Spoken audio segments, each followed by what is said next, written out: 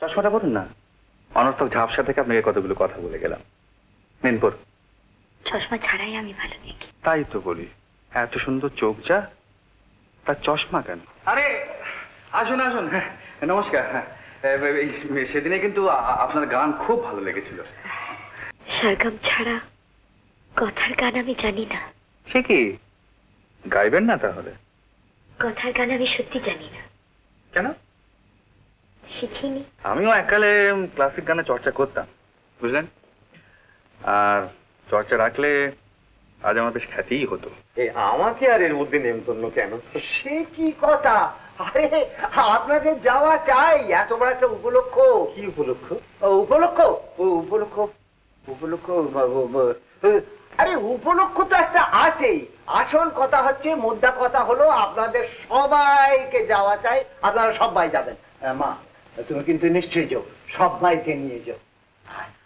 আপনাকে আর কি বলবো, আপনি নিশ্চয়ই যাবেন, সবাইকে নিয়ে যাবেন। হ্যাঁ সবাই যাবে একেবারে।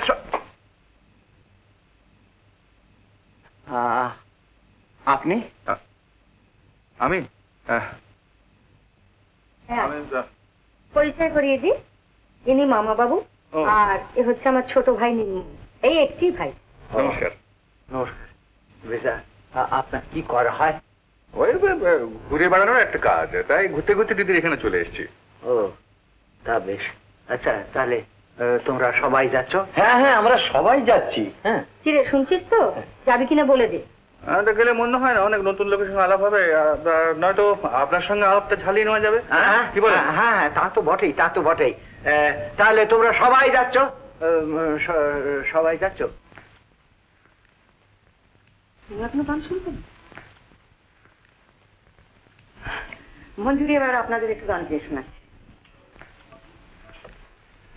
আচ্ছা আপনাদের সেই বড় তরফের গন্ডগোলটা মিটেছে তো? গন্ডগোল গন্ডগোল কিসের গন্ডগোল? ও কিছু না, আপনি কিছু বলবেন? হ্যাঁ মঞ্জুরি এবারে গান গাই। ও আচ্ছা।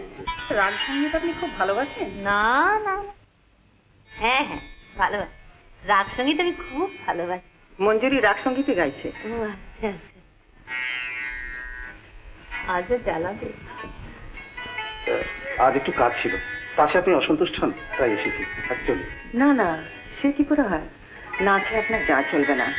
আপনি বরং মশাই খাবার ঘরে আসুন। চলুন চলুন, আস্তে আস্তে উঠে পড়ি। হ্যাঁ চলুন। হ্যাঁ খাওয়া ঘরে দিয়েছি। এই বেলা উঠে পড়া ভালো, নয়তো গান আরম্ভ হলে তখন আবার ওটাটা খারাপ দেখাবে। আচ্ছা চলুন।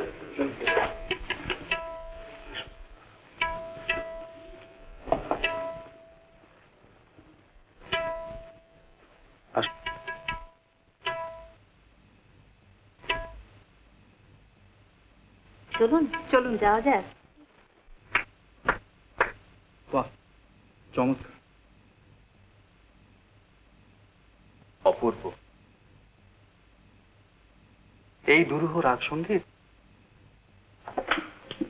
একে আয়ত্ত করা তো বড় সহজ কথা না। খুব মিষ্টি আপনার গলা, আর এ আসরে এ রসের রসি কেউ নেই জেনেও আপনি যে আপনার গানের মান নিচু করেননি, তার জন্য আপনাকে আরো ধন্যবাদ। আপনি আপনি বোধহয় আমাকে ঠিক দেখতে পাচ্ছেন না, না? চশমাটা পড়ুন না। অনর্থক ঝাপসা থেকে আপনাকে কতগুলো কথা বলে গেলাম। নিন পড়। চশমা ছাড়াই আমি ভালো দেখি। তাই তো বলি, এত সুন্দর চোখ যা, তার চশমা কেন? অন্য প্রয়োজন আছে। কোনো প্রয়োজন নেই, ওসব স্টাইল ফাইলের মধ্যে একদম যাবেন না তো। আর দেখুন, আপনার এই কিছু মনে করবেন না, আপনার এই ফ্রেমটা খুব মডার্ন স্টাইলের নয়। এই যে ব্রিজগুলো এত পলকা হয়, আর পড়তে গেলে এত। সর্বনাশ!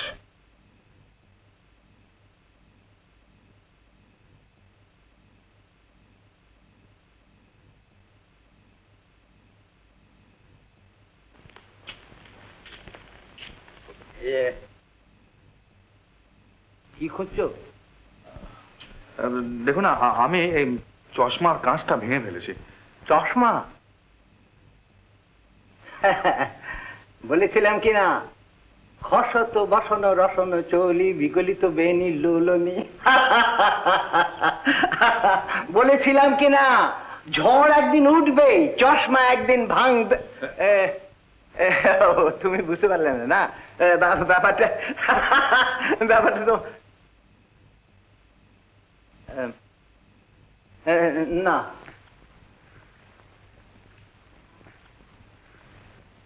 চশমা কোথায় মঞ্জুরি? মানে দেখুন, চশমাটা আমি ভেঙে ফেলেছি। আপনি?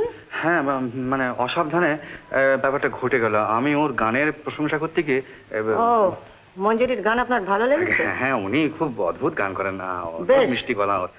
আমি তো খাবার ঘরে চলুন, আর অসাবধানী হবে না, বুঝলে? শুনুন, মানে ওর কোনো দোষ নেই, কিন্তু চশমাটা আমি ভেঙেছি। আপনার সঙ্গে আমার ঠিক পরিচয় তো? আগে না, আমার নাম নির্মল চৌধুরী, প্রশান্ত বাবু আমার ভগ্নিপতি। প্রশান্ত বাবুর স্ত্রী লাবণ্য, উনি আমার দিদি। ও, লেখাপড়া করছো বুঝি? আগে না, ওই পড়াশোনার শেষ ধাপ অনেকদিন আগে বেরিয়ে এসেছি। এমএ? দিদির ওখানেই থাকো? আগে না, বেড়াতে এসেছি। কোথায় থাকো? সঠিক কোনো জায়গা নেই অবশ্য। কি করো? সামান্য কিছু বলতে পারেন যে ওই লোকের জীবনের মূল্য খানিকটা বাড়িয়ে দিই। মানে? মানে মানে ওই বীমা কোম্পানির। ও, ইন্স্যুরেন্স ম্যান। ওটা খুব নেতিবাচক শব্দ, তাই আমি বলে থাকি যে লোকের জীবনে খানিকটা মূল্য বাড়িয়ে দিই, আর লোকের জীবন সম্বন্ধে খানিকটা সচেতন করে দিই। খাবার ঘরে এসো। আগে হ্যাঁ, ও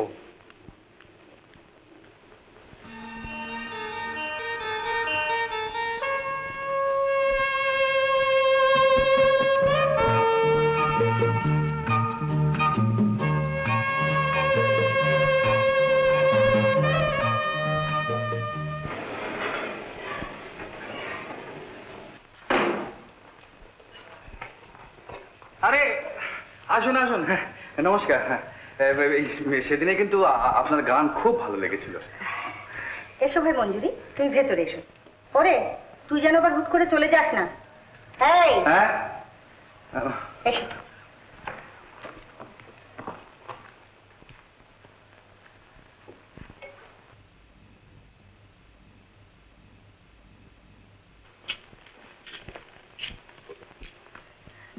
উনি আজই চলে যাচ্ছেন বুঝি?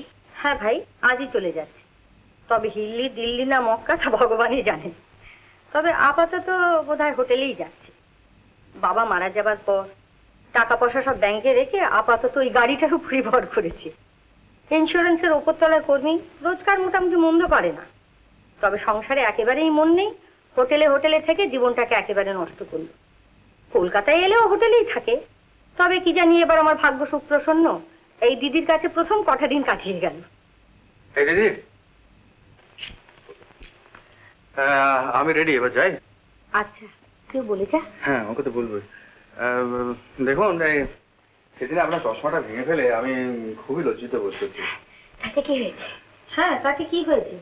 তুই সেদিন ওর গান শুনে কত প্রশংসা করলি, তাতেই সব দোষ কেটে গেছে। কি যে বলো দিদি। তবে হ্যাঁ, প্রশংসা আমার সত্যি পাও না। না না, কি যে বলে। ঠিকই বলছি। আর তার সঙ্গে ছোট্ট একটা অনুরোধ করছি আপনাকে। কি? সেদিনের গানটা যদি আরেকবার গিয়ে শুনুন। কিন্তু তা বলছি। না বাবা, আমার বাড়িতে সব ডুগি বায়া তবলা সব কিছু নেই। ওই অর্গানটা রয়েছে, ওতে যা হয় করতে পারো। ওতে? হ্যাঁ, এতে এতে মানে কোনো আধুনিক সঙ্গীত বা কোনো রবীন্দ্রসঙ্গীত যার কথা বেশ ভালো, এরকম গান। সারগাম ছাড়া কথার গান আমি জানি না। সে কি, গাইবেন না তাহলে? কথার গান আমি সত্যি জানি না। কেন? শিখিনি, শুনিও নি। তাহলে তুই ওকে একটা গান শুনিয়ে দে নির্মল। কি যে বলো দিদি, এরকম একজন গুণীর সামনে। এত সংকোচ বোধ করছেন কেন? না মানে আমিও এককালে ক্লাসিক গানে চর্চা করতাম, বুঝলেন। আর চর্চা রাখলে আজ আমার বেশ খ্যাতিই হতো। কিন্তু এই পেটের চাপেই বলুন আর কাজের চাপেই বলুন, ওসব পাঠ উঠিয়ে দিতে হয়েছে। এখন ওই নিজেই গুনগুন করি, নিজেই শুনি। সত্যি কথা বলতে কি, আমি এখন রাগ সঙ্গীতের চৌহতির বাইরে। তবু শেখা যায় না? যায়। কিন্তু শিখবে কি করে? তোমার মা কি এই গান শিখতে মত দেবেন? সত্যি, মা মত না দিলে এ গান আবার শেখাই হবে না। তাছাড়া আমার গানের একজন গুরু আছে। তাতে কি হচ্ছে, এই গানগুলো আমি গিয়ে আপনাকে শিখিয়ে দিয়ে আসবো। অধিকন তো নাও দোষায়ক। অধিকন তো খুব দোষায়, গায়ে পড়ে গান শেখানো চলবে না। কেন? রানীমা বিনা মাইনের শিক্ষক কিছুতেই বহাল করেন না। তাহলে আপনি আপনার মাকে বলে একটা মোটা ইন্স্যুরেন্স করেন না, হেফ বাগলারি লাইফ, তাহলেই রেমুনারেশন বলুন কমিশন বলুন আমার চলে আসছে। ও বেশ, আসবে, মাকে বলবো। তাহলে দেখুন, শিখবেন তো বলুন। হ্যাঁ, আমি এখনই কিন্তু শিখিয়ে দিচ্ছি আপনাকে। বলুন, শিখবেন তো বলুন। নিন ধরুন। উত্তম কুমারের সেরা সিনেমা দেখতে হলে ডাউনলোড করুন ক্লিক অ্যাপ।